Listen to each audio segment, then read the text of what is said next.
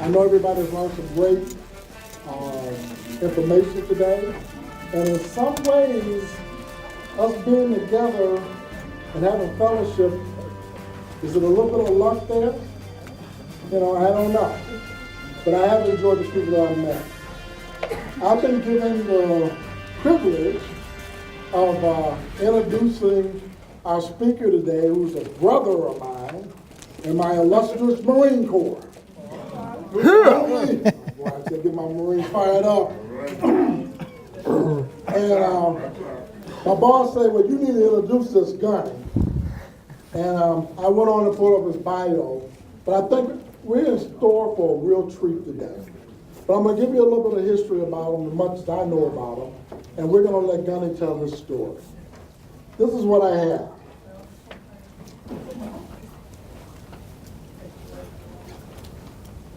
Gunnery Sergeant, United States Marine Corps, retired.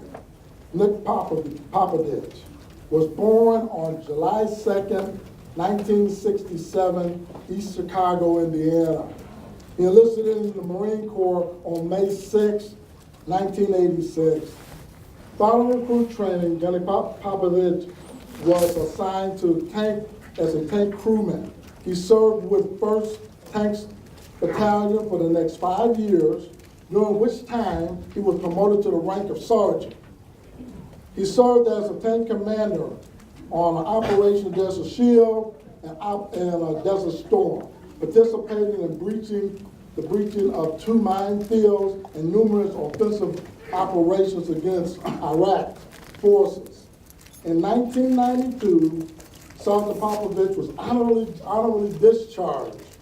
He worked as a correctional officer in Indianapolis, Indiana, and re-enlisted in 1995 and returned to 1st Tank Battalion, must have been where he liked to be, serving as a tank commander.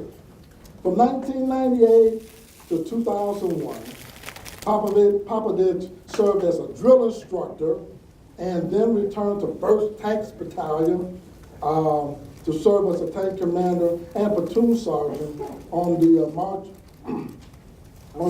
march up to Baghdad in Operation Iraqi Freedom. Gunnery Sergeant Popaditch redeployed to Iraq, again as a tank commander and platoon sergeant, and participated in the combat operation in the city of Fallujah.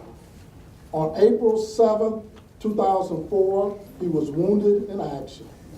Gunny Popaditch was awarded a Silver Star and a Purple Heart medals and was medically retired on June 30th, 2005 due to wounds sustained.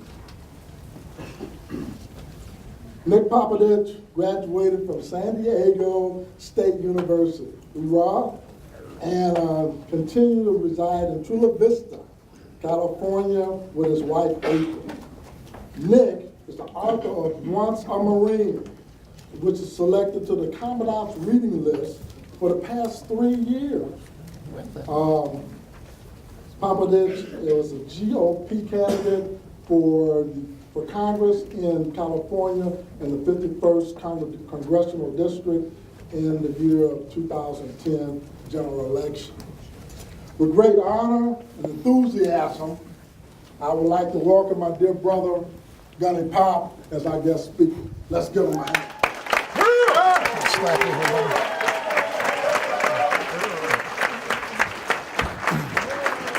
Thank you, Mark. No problem. Thank you. Thank you for the privilege and the honor of addressing you here today. I'm not going to stand behind the podium because I'm like an air-cooled engine, so I got to move around a little bit. But hopefully that doesn't cause you a problem either. But thank you for the honor of addressing you today. And I know what you're probably saying is, what the heck is this Marine going to talk about that's going to have some relevance? But I think you're going to see that as I take you through this little bit of a journey of the last few years of my life, you're going to see a relevance to your life. As Mark had said, I joined the Marine Corps in 1986, fresh out of high school. I don't have any great story for that. I probably honestly just didn't have the courage to tell the recruiter no. And I went to boot camp, and I'd never even met a real life Marine until I got to boot camp. And when I got there, they started talking, you know, obviously you have the drill instructors and all that sort of thing, but they would tell these stories about these great Marines, and they would talk about this belief system called Semper Fi, always faithful. Faithful to God, country, and Corps. Belief in these things bigger than yourself. And this is the first time I'd ever been exposed to this sort of thing. And it was amazing to me. And they would tell us about all these great heroes in our past. These guys like Chesty Puller, who during the Korean War, he was surrounded by 200,000 Chinese communists. And he looked at his guys and he said, fellas, we got them right where we want them. We can shoot any direction, hit the enemy. And I thought, okay, this is an easy belief system to get behind. I can believe in this. And this is a really good thing.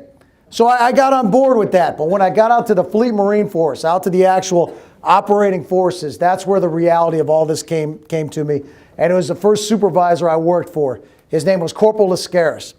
And he said to me, he said, Pop, this job's about being the 0400 Marine. 0400 being 4 in the morning, 4 a.m. That's how we say it in the Marines, 0400. This job's about being the 0400 Marine. He says, anybody can stand out here in the middle of a sunshiny day and talk about courage, honor, commitment, faithfulness to God, country, Corps, all these great things. He says, but the real deal guy is that one at 4 a.m. at 0400. The one who believes in it then, when you're cold, when you're tired, when you're wet, when you're wounded, up against adversity, up against the wall. The one who believes in it then, that's the real deal guy. That's who you want to be. And I thought, wow. Okay, that's a deal. So I thought this is going to be my belief system. That's what I'm going to guide myself by, is being this 0400 Marine. And so I spent my time in the Marine Corps always preparing for that, always looking for these 0400 moments, trying to be up for them, always ready to rise to that occasion, to that 0400 moment. I would grow in leadership responsibilities. As I grew, I started teaching my Marines about this 0400 time. I was fortunate to serve with the 1st Marine Division on the march up to Baghdad. When we got to Baghdad, there was a transformative event in my life when we got there. Because when we first went into Iraq, there was a big unknown. The big unknown was the Iraqi civilians. What were they going to do? Were they going to embrace us as liberators? Were they going to shoot at us around every corner? We didn't know. So our commanding general had this philosophy. He said, Marines, be no better friend and be no worse enemy. If they choose to fight with you, fight with them so horribly they never want that to happen again. But if they embrace you as a friend, be the best friend they've ever seen. Share your courage with them. Show them what being American's all about. Share your values with them. And hopefully that's something they'll get on board with. So I love this mission. I loved everything about this. Now as we move forward in this story, the one thing you're going to realize, as a Marine, you don't get to pick your mission. But if I could pick it, I would have picked to do exactly what I was doing. And for the most part, they chose the no worse enemy a couple times, but mostly they chose the no better friend. And we got to Baghdad, a strange thing happened. Because Baghdad's a big modern city. It's not a little backwood place, it's a big modern city. And we got to Baghdad, the people just disappeared. The Iraqi civilians were just gone. And what it was is they had the Americans in their capital city, and they knew their lives were getting ready to change, and they didn't know for better or for worse. So they did what logical people would do, and they hid. They hunkered down, and we did what Marines do. We just kept taking ground. And we got to downtown Baghdad, and we got to a place called Firdos Square. Now, Firdos Square is a great example of Iraqi logic, because it's actually a circle, but they call it Firdos Square for whatever reason. So we get there, and they had a large statue of Saddam Hussein, a big 40-foot statue to this man. Now, back in Iraq in 2003, it looked a lot different than it does now. Everywhere you went, there were images of Saddam Hussein. And this was really strange to us as Americans, because we don't do that here. We don't put all these images of one man, of a dictator, everywhere they go. But in Iraq, they were everywhere. And what they were a symbolism to the Iraqi people. They were a warning. You don't speak up. You don't stand out. You stay down. They were a warning that you're under a dictator at all times. And secret police are watching you. So these images were very powerful to the Iraqi people. To us, they meant nothing. They were just, it was just funny to us because we didn't really get it. So Firdos Square was just a place for us to set in a defense, and we circled it in our tanks. But to the Iraqi people, this took on a whole different symbolism. So now they were seeing this image of Saddam Hussein that they'd had to fear all this time, this big grand 40-foot statue to this man. And now it was surrounded by American tanks. And then, as with all great things, it started with one person. And one person walked out to our line and said, maybe we can trust these Americans. And he was greeted with a handshake of an ally. Not a rifle barrel, not a rifle butt, but a handshake. And others saw this, and it inspired them. So they started coming out, first 2s, 4s, then dozens, then hundreds. And before long, we had this little impromptu Iraqi block party happening in downtown Baghdad. And the Iraqis started celebrating. And they were celebrating the arrival of the Americans. Now, I was a tank commander at the time. So I'm looking at this from a tank commander's perspective, and I'm not really getting what I'm seeing. And then they turned their attention to this statue of Saddam Hussein. They started trying to tear it down.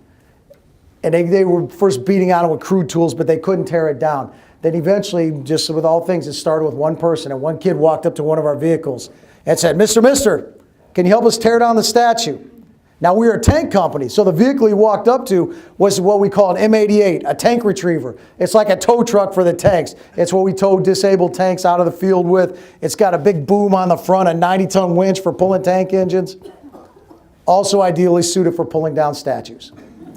So they roll out there to the statue. They throw out the boom. Now, many of you may have seen this on TV, read about it in the papers, whatever. I just want to tell you a little bit of how it looked on the ground there. There was a Marine that went up the boom there and he hooked this chain up around Saddam Hussein's neck. His name was Corporal Eddie Chin. Corporal Eddie Chin was the son of a Burmese immigrant. His father had moved to America in search of liberty for his family, a better life for his family. And I saw it was really interesting that Eddie became a symbol of liberty around the world up there, noosing up this dictator. Then there was an American flag that went over his head, and I want to tell you the story about this flag. My platoon commander was a fellow named Lieutenant McLaughlin, Lieutenant Mack. Nothing particularly special about him. Lieutenant 1 each out of New Hampshire, joined the Marine Corps, was assigned as a tank officer. Went to tank training, he broke his leg in training. No big deal, nothing life-threatening, nothing life-changing, but they couldn't send him out to the fleet with this broken leg. You can't send a lieutenant out on light duty, we'd all make fun of him. So they had to find something for him to do. So he sent him to work at the Pentagon.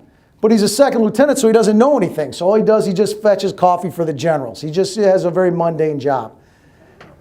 And he rehabilitates his leg. He gets his leg better and better every day. He finally gets to where he can start running because he's trying to get better so he can get out to the Fleet Marine Force and do those things he joined the Marine Corps to do. He gets good enough to where he can start running on this leg. The day he goes running was September 11, 2001.